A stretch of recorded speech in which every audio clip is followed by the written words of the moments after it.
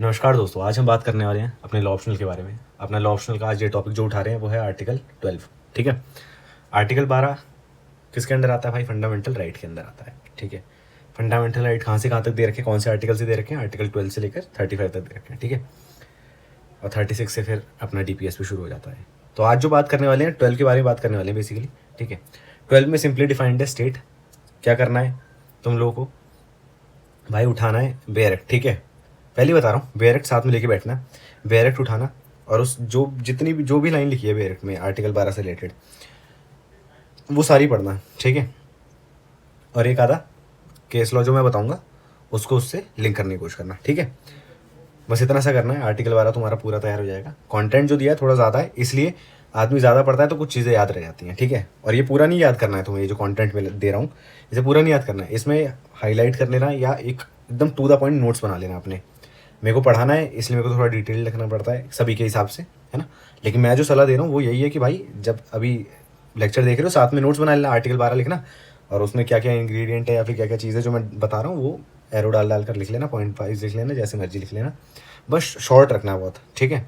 क्योंकि इतना ज़्यादा इंपॉर्टेंस है नहीं, इंपॉर्टेंस तो है लेकिन इतना ज़्यादा नहीं है कि भाई 4-5 पेज के नोट्स बना डालो इस पर। ठीक है। मुझे तो पढ़ाना है इसलिए भाई करना पड़ता है। खुद बनाता तो उसका बहुत ही छोटा बनाता मैं तो। ठीक है। फंडामेंटल राइट क्या होते हैं पता ही है अपन सबको कि इसेंशियल होते हैं, बहुत ज़्यादा बेसिक और नेचुरल राइट होते हैं। मतलब ऐसे राइट्स हैं जिसके बिना इंडिविजुअल जी ही नहीं सकता है। ठीक है। एक ह्यूमन बींग कैसे कहलाया जाएगा, मतलब उसके होने का अस्तित्व कौन डिटरमाइन करता है? फंडामेंटल राइट डिटरमाइन करते हैं। सिंपल ही बात है। कोई ऑपरेस करे, ठीक है, वो इन्हीं सब चीज़ों से रिलेटेड ऑपरेशन होता है ज़्यादातर। ठीक है। अगर आपको ऑपरेशन हो रहा है इस चीज़ से रिलेटेड तो आप सुप्रीम कोर्ट को, हाई कोर्ट को अप्रोच कर सकते हो। ठीक है। अब ये एक पार्ट है किसका? नेचुरल लॉ का। जो फंडामेंटल राइट है ना, ये फंडामेंटल राइट का जो अगर आप वो निकालोगे, लिंक निकालोगे, वो कहाँ से आता है? नेचुरल लॉ से आता है। अब नेचुरल लॉ क्या है? प्रिंसिपल ऑफ नेचुरल जस्टिस पढ़ा होगा तुम लोगों ने। ठीक है। वैसे ही वो भी इसी के अंदर आता है। नेचुरल लॉ मतलब प्रकृतिक द्वारा कुछ दिए हुए चीज़ें हैं हमारे पास। ठीक है। राइट्स हैं जो हमारे आसपास के नेचर से ही हमें मिले हैं। जैसे सांस लेना, अब तुम्हारी सांस रोक दूँ पकड़ के नाक, ठीक है, तो क्या हो जाएगा कि भाई मैं तुम्हारी एक इंडिविजुअलिटी के साथ, डिग्निटी के साथ, है ना, लाइफ के साथ खिलवाड़ कर रहा हूँ। तो उसको तुम चैलेंज कर सकते हो। ठीक है। उसके लिए मुझे सज़ा हो सकती है। करूँगा नहीं, सज़ा फालतू हो जाएगी। ठीक है। तो जो थिंकर्स हैं वो देख लेते हैं, जॉन लॉके और रूसो। ठीक है। ये दो थे मेनली। ये जॉन लॉक की फिलॉसफी देख लेते हैं। उन्होंने कहा कि भाई जो इंडिविजुअल्स होते हैं ना वो बॉन्ड होते हैं किसके साथ? कि फ्रीडम रहे उनके पास, परफेक्ट फ्रीडम। ठीक है। फ्रीडम क्या चीज़ है? फ्रीडम वो चीज़ है कि आप हर चीज़ कर पाओ without interfering in someone other sphere. ठीक है। किसी और के स्फेयर में मत घुस जाना। जैसे फॉर एग्जांपल खेल कूद पसंद है, खेलो कूदो, लेकिन अब ये नहीं करना है कि भाई जब क्रिकेट खेल रहे हो तो उस बॉल से ऐसे बॉल मारो कि सामने वाले को लग जाए। ठीक है। जो ऑडियंस में है या फिर जो खड़े हो गए, जो समझो पार्क में खेल रहे हो तुम लोग। ठीक है। अब तुम्हारा राइट है, ठीक है, खेलो, बड़ी अच्छी बात है, आराम से खेलो, लेकिन ऐसा नहीं करो कि तुम टारगेट करके किसी को मारने लगो, है ना, बैट से मारने लगो, बॉल से मारने लगो या जो भी करने लगो। ये सब चीज़ें नहीं कर सकते। जैसे और क्या है, शादियों में गाने देखो, मज़े करने हैं, ठीक है, करो, कोई दिक्कत नहीं है, मज़े करने हैं, गाना चलता है लेकिन 10 बजे तक ही। ठीक है। क्योंकि उसके बाद जनता सोने चली जाती है तो उनका फिर राइट टू स्लीप जो है वो हनन हो जाएगा। ठीक है। तो आपकी बाउंड्रीज अगले की बाउंड्री पर ही ख़त्म हो जानी चाहिए, उसे स्टेप इन नहीं करनी चाहिए अगले की बाउंड्री को। ठीक है। तो ये बात है। जॉन लॉक ने ये बोला कि भाई bond with a title to perfect freedom. ठीक है। और कुछ इनहेरेंट राइट है, क्या है? लाइफ है, लिबर्टी है, प्रॉपर्टी है। बताना, राइट टू प्रॉपर्टी हमारे यहाँ भारत में क्या फंडामेंटल राइट है? ठीक है। खैर पता ही होगा। तो ये सारी चीज़ें जो है लॉ ऑफ नेचर से डिफाइंड, मतलब डेराइव होती हैं। ठीक है। डेराइव मतलब इन्हीं से निकलती हैं, समझ गए ना। और स्टेट का रोल होता है कि अब स्टेट है, ठीक है, वो हम लोग का माई बाप है, तो वही तो रोकेगा अगले को कि भाई वो क्यों कर रहे हो ऐसा इसके साथ, ऐसे मत करो, शरीफ आदमी है। ठीक है। तुम्हें कुछ नहीं कह रहा है, तुम क्यों कर रहे हो, है ना। कोई भी इन्फ्रिंज करेगा, फिर चाहे गवर्नमेंट एजेंसी ही क्यों ना हो, ठीक है, कोई भी हो, तो वो मतलब उसको सज़ा मिलेगी। ठीक है। बस इतनी सी बात है। पर्पस तो पता ही है अपन को फंडामेंटल राइट का। क्या करते हैं? इंडिविजुअल्स को प्रोटेक्ट करते हैं आर्बिट्रेरी स्टेट एक्शन से, और क्या, सिर्फ स्टेट के नहीं, इंडिविजुअल के एक्शन से भी। ठीक है। इंश्योर करते हैं इक्वालिटी, प्रमोट करते हैं जस्टिस। बस सिंपल सी बात है। और सबसे बड़ी बात, लीगली इन्फोर्सेबल है। इन्फोर्सेबल ही नहीं होते तो काय बात का, फिर तो वही है कि भाई बस लिखा है और इन्फोर्स करा नहीं सकते हैं, इसीलिए इसको इन्फोर्सेबल बनाए। लेकिन फंडामेंटल ड्यूटीज़ को उनको इन्फोर्सेबल नहीं बनाया है। वो बताना क्यों नहीं बनाया, अगर GS2 का लेक्चर यहीं से कर रहे हो तो पता चल जाएगा तुम्हें, ठीक है। एग्जाम्पल देख लो कि भाई पार्ट 3 में दे रखा है आर्टिकल 12, जितने भी पार्ट्स है ना सबको याद कर लो यार, क्योंकि पार्ट से भी क्वेश्चन पूछने लगा है, वो प्रीलिम्स में पूछने लगा है और मेंस में अपन जब लिखते हैं ऑप्शनल में आंसर, ठीक है। तुम लोगों को तो याद होना चाहिए, और लॉ ऑप्शनल है यार तुम लोगों का, ठीक है। जितने भी पार्ट हैं, ठीक है, पार्ट 1 2 3 बताना कितने पार्ट हैं, 22 है, 23 है, 24 है, 25 है, 21 है, कितने हैं बताना, ठीक है। तो जितने भी पार्ट हैं वो सारे एकदम लाइन वाइज रटे होने चाहिए। आर्टिकल नहीं कह रहा, आर्टिकल तो कुछ ही रटे होने चाहिए, ठीक है, लेकिन जो पार्ट है वो रटे होने चाहिए, शेड्यूल रटे होने चाहिए, ठीक है। बस अब देख लेते हैं हिस्टोरिकल इवोल्यूशन किसका, फंडामेंटल राइट का। फंडामेंटल राइट आया कहाँ से, इवॉल्व कैसे हुआ, अपन को ये भी तो जानना पड़ेगा ना। क्यों जानना पड़ेगा, क्योंकि जब आंसर लिखोगे ना, देखो स्टेट से रिलेटेड या कुछ ऐसे आर्टिकल 12 से रिलेटेड क्वेश्चन आए तो इंट्रो दे देना उसके डिफाइन करते हुए, या फिर कोई जॉन लॉक की फिलॉसफी बताते हुए, ऐसी कुछ चीज़ें डिफाइन करते हुए तुम इंट्रो दे देना। फिर एक बैकग्राउंड में ना हिस्टोरिकल इवोल्यूशन डाल के थोड़ा सा लिख दोगे ना, तुम्हारा आंसर ऑथेंटिक लगेगा कि भाई ठीक है कोई पढ़ा लिखा आदमी बोल रहा है ना, कि पहले कैसे था अब क्या हो गया है, ये सारी चीज़ें देखते हुए। तो आया कहाँ से भाई, US कॉन्स्टिट्यूशन है सबसे पहला मॉडर्न कॉन्स्टिट्यूशन है जिन्होंने फॉर्मली इनकॉर्पोरेट कर दिया फंडामेंटल राइट को। कौन है सबसे पहला, USA। कौन है सबसे पहला, USA। कौन है सबसे पहला, यूनाइटेड स्टेट्स ऑफ अमेरिका। कब किया था इन्होंने, 1791 में किया था। हमारे यहाँ जैसे पार्ट 3 में फंडामेंटल राइट लिखा है, इनके यहाँ क्या लिखा है, बिल ऑफ राइट्स है, ठीक है, बिल ऑफ राइट्स है, ठीक है, समझ गए। जो US कॉन्स्टिट्यूशन जब बना ना, जब बना था तब नहीं हुआ था ये, ठीक है, ये तो बाद में अमेंडमेंट से ऐड ऑन किया गया कि ठीक है यार ज़रूरत है इस चीज़ की, पब्लिक की डिमांड भी है, ठीक है, और एकदम ढंग से एक्सप्लिसिटली प्रोटेक्ट कर पाए हम इंडिविजुअल की लिबर्टीज़ को, तो इसलिए उन्होंने अमेंडमेंट करके डाल दिया। और US में अमेंडमेंट करना मतलब बहुत ही ज़्यादा मुश्किल प्रोसीजर है। भारत में तो काफ़ी उसके कंपैरिजन में यहाँ पर आसान है यहाँ भी मुश्किल, लेकिन अगर उससे कंपेयर करें, ठीक है, तो यहाँ पर थोड़ा आसान हो जाता है भारत में, ठीक है। वहाँ पर भी जस्टिसएबल है और हमारे यहाँ भी जस्टिसएबल है, तो इसीलिए हमने क्या किया कि वहाँ का और अपना जो है क्या बोलते हैं वहाँ से रैंसैक कर लिया, ठीक है। कॉपी नहीं किया अपन ने किया रैंसैक। रैंसैक का मतलब होता है कि अच्छी चीज़ों को हम अपने अंदर अपना लें, है ना।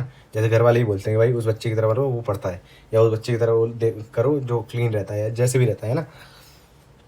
तो अपन को क्या करना है, इसको बोलते हैं रैंसैक करना। रैंसैक मतलब अच्छी चीज़ों को अपना लेना, इसे कॉपी नहीं बोलते, ठीक है, क्योंकि अच्छी चीज़ है ना ये तो।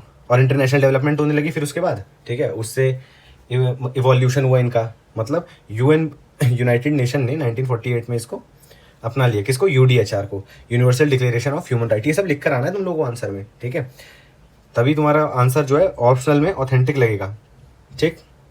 और एम्फेसाइज किया, क्या एम्फेसाइज किया, इनहेरेंट डिग्निटी किसकी, ह्यूमन बींग्स की, और इक्वल एंड इनएलिएबल राइट्स होने चाहिए, मतलब सभी को समान होने चाहिए, ऊपर से ऐसा ना हो कि इनको छीन लिया जाए कभी भी, ठीक है।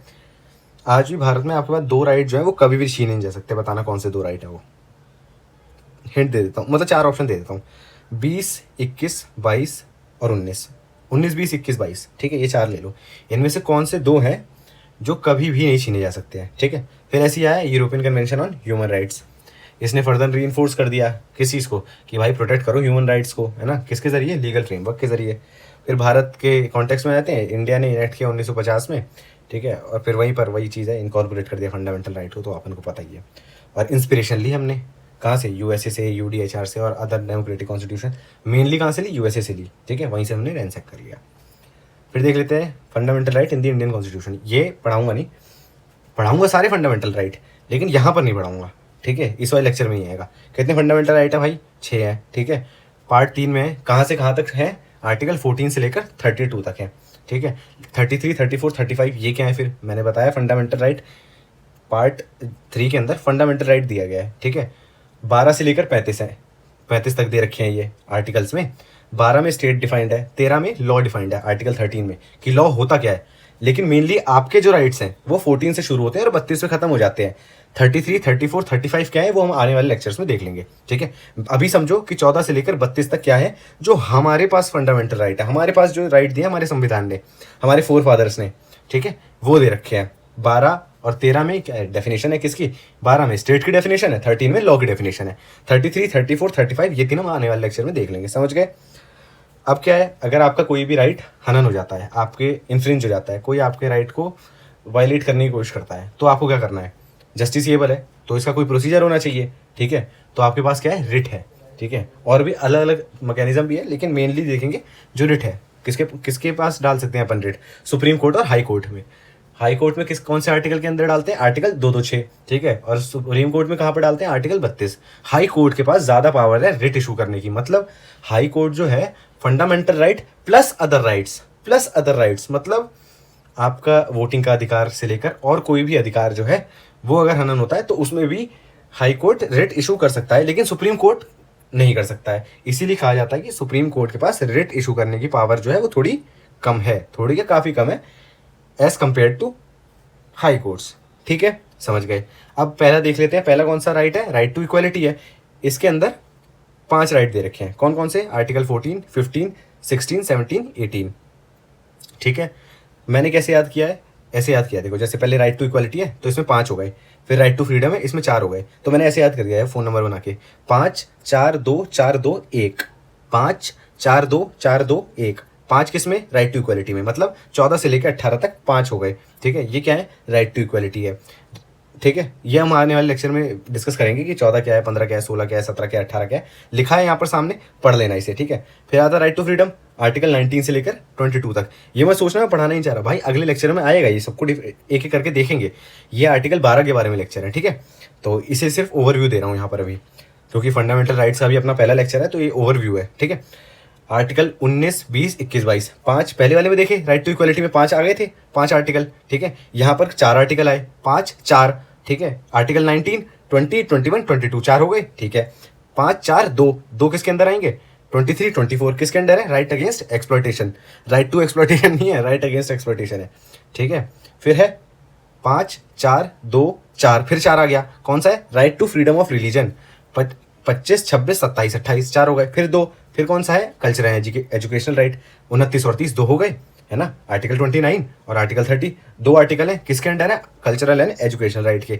फिर आखिरी में लास्ट राइट है, वो है राइट टू कॉन्स्टिट्यूशनल रेमेडीज। मतलब आपको ऊपर कोई चीज़ इन्फ्रिंज होता है तो वो क्या है? आर्टिकल 32 के तहत मतलब आप रेट इशू करवा सकते हो सुप्रीम कोर्ट से। और BR अम्बेडकर साहब ने, ठीक है, बोला था हार्ट एंड सोल, किसको?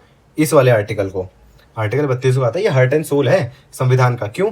क्योंकि भाई ये पहले तो आर्टिकल 32 अपने आप में ही फंडामेंटल राइट है, दूसरा ये फंडामेंटल राइट्स को इन्फोर्स करवाता है ना। पहले तो ये खुद ही फंडामेंटल राइट है, इसको नहीं हटाया जा सकता। ऊपर से ये बाकी अगर कोई दिक्कत दोगे तो ये आ जाएगा उनको वापस रिस्टोर करने के लिए, समझ गए? ठीक है, अब आ जाते हैं अपने मेन बात पर। आर्टिकल 12 स्टेट, ठीक है। स्टेट क्या है? अपन को बेयर एक्ट खोलना है, ठीक है, पढ़ना है क्या है स्टेट। फंडामेंटल राइट्स में जहाँ जहाँ स्टेट का शब्द इस्तेमाल हुआ है, ठीक है, वहाँ पर स्टेट का मतलब क्या होगा वो डिफाइंड है इसका मतलब इस आर्टिकल के अंदर, ठीक है। जो प्राइवेट इंडिविजुअल्स होते हैं वो सब चीज़ें स्टेट में नहीं आती है। Government related bodies, government related बोल रहा हूँ, गवर्नमेंट बॉडीज़ नहीं, सिर्फ गवर्नमेंट रिलेटेड, गवर्नमेंट का उसके अंदर स्टेक है, वो गवर्नमेंट का काम कर रही है, वो सब भी किसके अंदर आएगी? स्टेट के अंदर आएगी, ठीक है। अगर आपकी कोई कंपनी है और वो स्टेट का काम कर रही है उस वक्त, ठीक है, कोई गवर्नमेंट का ठेका ले रखा है या फिर कुछ ऐसा काम कर रही है और वो इन्फ्रिंज कर रही है किसी का राइट, तो वो भी स्टेट के अंदर आएगा, समझ गए? समझ गए। फॉर एग्जाम्पल अभी बोट कंपनी है, ठीक है, अभी तो इंडिविजुअल वो कंपनी है, प्राइवेट कंपनी है, तो उसमें क्या होगा? वो स्टेट है? नहीं है स्टेट। लेकिन अगर वो सरकारी हो जाए, सरकारी मतलब सरकार से कुछ ठेका ले ले कि भाई इतनी बोट की बनाने, जो भी चीज़ें बनानी है, ठीक है, और वो फिर इन्फ्रिंज करने लग जाए कोई किसी राइट को, तो क्या हो जाएगा? वो स्टेट की परिभाषा के अंदर आ जाएगा, ठीक है। टेक्स्ट देख लेते हैं। इन दिस आर्टिकल का, आर्टिकल 12 में लिखा क्या है? In this part unless the context otherwise, ठीक है, मतलब इस पार्ट के अंदर, ठीक है, in this part unless the context otherwise, जब तक दूसरा कॉन्टेक्स्ट नहीं दिया है, ठीक है, तब तक जो स्टेट है वो इंक्लूड करेगा गवर्नमेंट और पार्लियामेंट ऑफ इंडिया और government and legislature of each of the states, government and legislature of the each of the state, ठीक है। प्लस और क्या आ जाएगा? ऑल लोकल और अदर अथॉरिटीज, मतलब लोकल तो है ही authority, plus other authorities. Local authorities के बाद भी जो अथॉरिटीज आती हैं जैसे पंचायत, म्यूनिसिपैलिटी, तो लोकल अथॉरिटीज हो गई। इसके अलावा भी कोई अथॉरिटी अगर बना रखी है वो भी आएगी, ठीक है। कहाँ पर? Within the territory of India और under the control of the government. इसने कितना ब्रॉडन कर दिया, मतलब टेरिटरी ऑफ इंडिया मतलब जोग्राफिकल टेरिटरी पहले देख लेते हैं कि भारत की मैप देखते हो उसके अंदर जितना भी आ गया, plus under the control of the government of India. अगर बाहर की एम्बेसी में, ठीक है, अमेरिका में भारत की एम्बेसी है, वहाँ पर आपके साथ कुछ हो जाता है तो वहाँ पर भी आप यहाँ सुप्रीम कोर्ट में रिट लगा सकते हो, भले वो यूएस में एम्बेसी, ठीक है। अब कंपोनेंट देख लेते हैं स्टेट के, क्या क्या इंक्लूड करता है बता चुका हूँ। पहला आएगा गवर्नमेंट, पहले सेंटर पे देख लेंगे government and parliament of India, फिर स्टेट पे आ जाएंगे government and legislature of India, फिर और नीचे आ जाएंगे पंचायत पे, ठीक है, और म्यूनसिपैलिटी पे, वो क्या होंगी लोकल अथॉरिटीज। अब क्या बचा, इनके अलावा और कोई चीज़ें बचती हैं, हाँ बचती हैं, वो क्या है अदर अथॉरिटीज़ हैं, ठीक है। ये टर्म जो है ना अदर अथॉरिटीज़ वाला बहुत ज़्यादा ब्रॉड है, बहुत ज़्यादा, क्योंकि भाई इसीलिए इसको एक्सप्लेन नहीं किया गया है। कल को कोई और अथॉरिटी बना दी, ठीक है, जो इन तीनों के अंडर नहीं आई, तो भी आगे काम चल सके, तो भी वो स्टेट की परिभाषा के अंदर आ जाए, ठीक है। अब देख लेते हैं सिग्निफिकेंस इसका। सिग्निफिकेंस क्या है कि भाई एक ब्रॉडर इंटरप्रिटेशन देता है स्टेट का, जिससे कि भाई फंडामेंटल राइट को हम और ढंग से क्या कर पाएँ, प्रोटेक्ट कर पाएँ, ठीक है।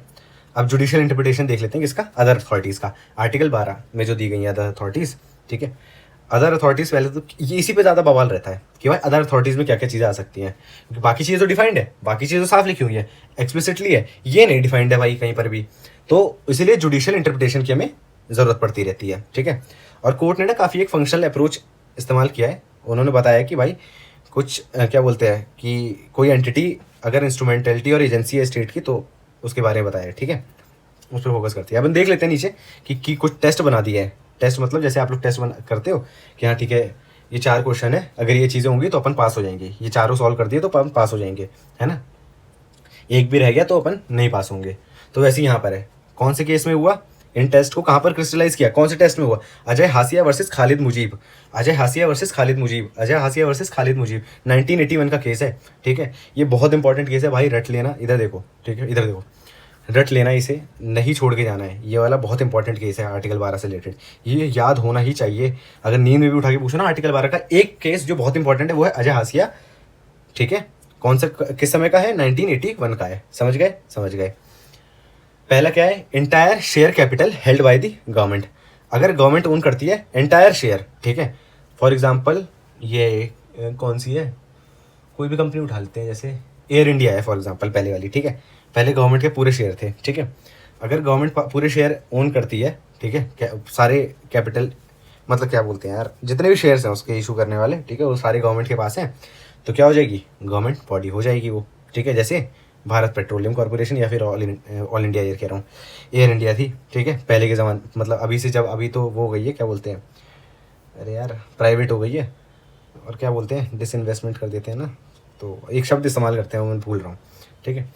तो ये सिस्टम है। फिर है financial assistance by the government, अगर फाइनेंशियल सपोर्ट मिल रहा है किसको, उस बॉडी को, तो भी क्या हो जाएगा, गवर्नमेंट बॉडी हो जाएगी। फॉर एग्जांपल गवर्नमेंट ने किसी कॉलेज को फंड कर दिया, ठीक है, और फंड ऐसा किया कि मेजॉरिटी में फंड किया या फिर एंटायरली फंड कर दिया। मेजॉरिटी क्या होता है, 51%, ठीक है, अगर गवर्नमेंट फंड कर रही है तो भी वो हो जाएगी गवर्नमेंट, अगर एंटायरली कर लिया तो होएगी, साफ बात है। तीसरी चीज़, मोनोपोली स्टेटस जो है कॉन्फर्ड बाय द स्टेट, अगर स्टेट ग्रांट कर देता है या प्रोटेक्ट करता है monopoly status for the body, ठीक है। फॉर एग्जांपल स्टेट के कई जगह है, स्टेट की इलेक्ट्रिसिटी बोर्ड, ठीक है, वो वहाँ पर मोनोपोली होती है कि भाई यहाँ पर कौन इलेक्ट्रिसिटी डिस्ट्रीब्यूट करेगा, जैसे दिल्ली में शायद BSES है, मुंबई में रिलायंस है, ऐसे है ना, तो ये सब भी आ जाते हैं। फिर deep and pervasive state control, अगर गवर्नमेंट एक्सरसाइज करती है सिग्निफिकेंट कंट्रोल किसी बॉडी की फंक्शनिंग पर, ठीक है, कैसे होगी उसकी फंक्शनिंग पर, कैसे कंट्रोल करेगी गवर्नमेंट, या तो अपॉइंटमेंट करवा देगी, या तो उस पर उसके अंदर के रूल रेगुलेशन डिफाइन कर देगी, या फिर उसके जो पॉलिसी डिसीजंस होंगे उसको इन्फ्लुएंस करेगी, ठीक है। तो क्या हो जाएगा, ये भी एक स्टेट के अंदर आ जाएगा। फिफ्थ है public importance and governmental functions, क्या चीज़ है, public importance and governmental functions, अगर कोई बॉडी परफॉर्म करती है ऐसे फंक्शन जो पब्लिक इंपॉर्टेंस के है ना, और गवर्नमेंट ड्यूटीज से रिलेटेड है, फॉर एग्जांपल एजुकेशन हो गया, हेल्थ केयर हो गया, इंफ्रास्ट्रक्चर, तो वो भी एक तरीके से स्टेट के अंदर माना जाएगा, ठीक है। अब कुछ जुडिशियल प्रेसिडेंट देख लेते हैं। ऊपर वाला याद रखना है, हमेशा रट के रखना है, क्या नाम है, अजय हासिया, 1981 का केस है, ठीक है, बहुत इंपॉर्टेंट है। ये वाले केस भले सारे याद ना हो, लेकिन दो ये यहाँ से भी 2 याद करके जाना है, ठीक है।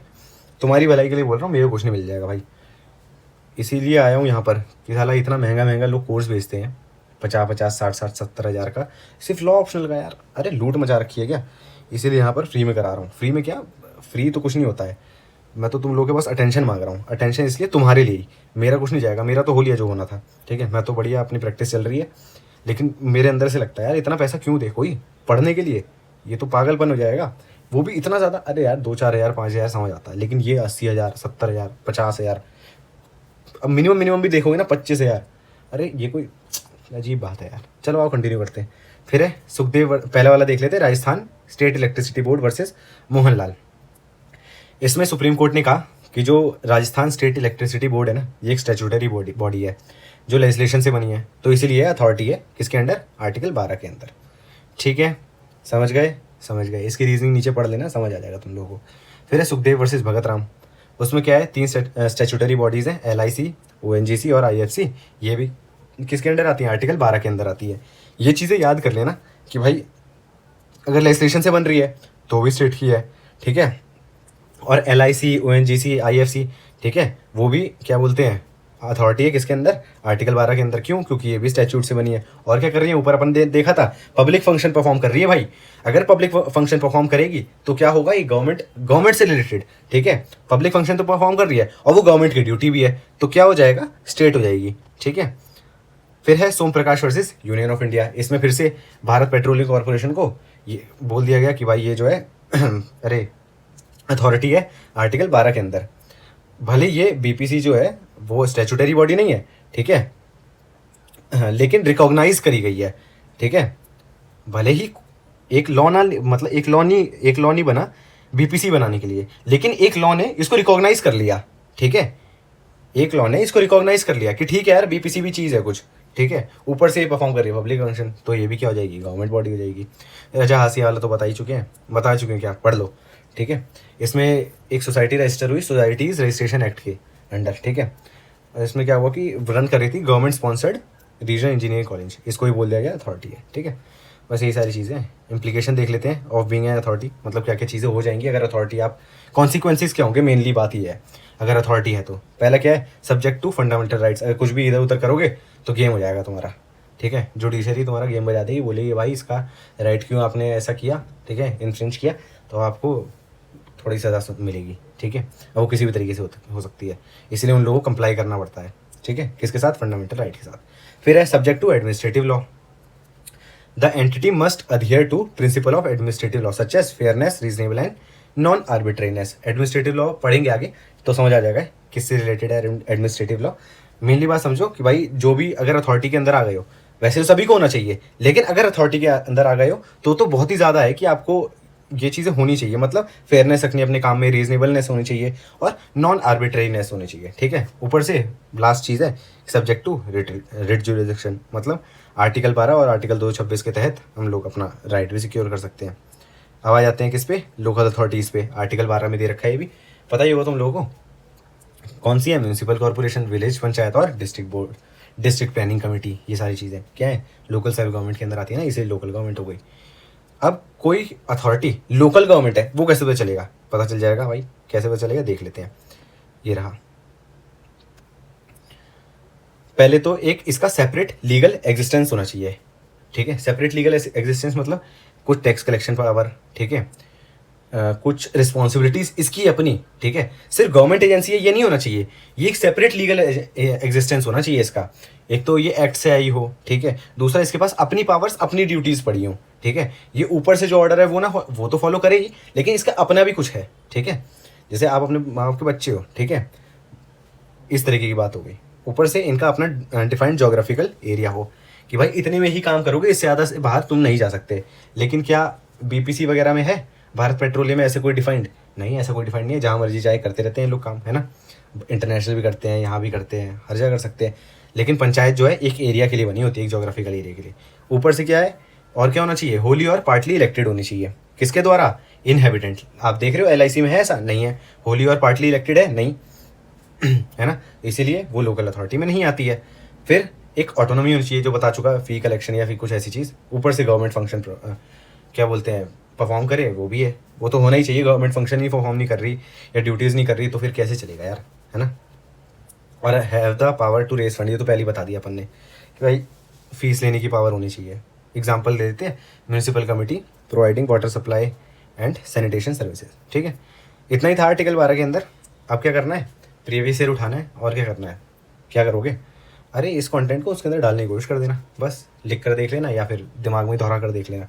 मैं तो कहूँगा लिख कर देख लेना एक बार आंसर, समझ आ जाएगा। ठीक है, चलो बाय।